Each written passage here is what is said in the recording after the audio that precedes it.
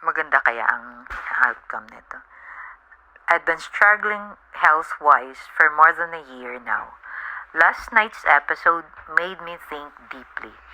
Nasa emergency ako ng 1:00 pasado ng madaling araw.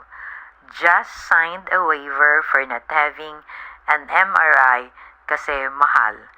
While ang mga katabi ko sa emergency, kahit anong procedure okay lang kasi may HMO sila. Ako, 6,125 lang laman ng GCash ko.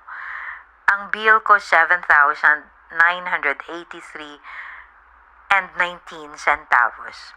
Walang sumasagot sa mga messages ko kasi oras na ng madaling araw.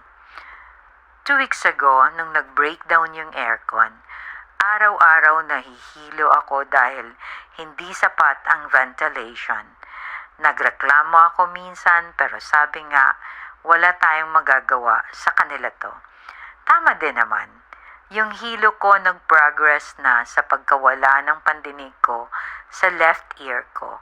Pero para sa akin, basta nakakatayo ako at nakakalakad, wala akong sakit.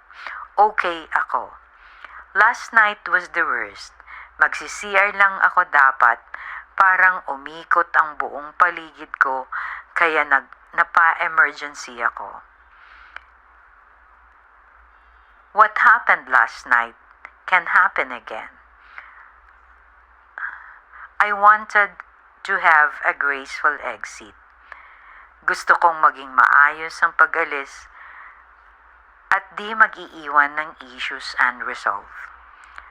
I am so grateful for your generosity for the last 36 years. I'm sad I didn't make it until my retirement. Remember this today. It is when you are most scared that you jump.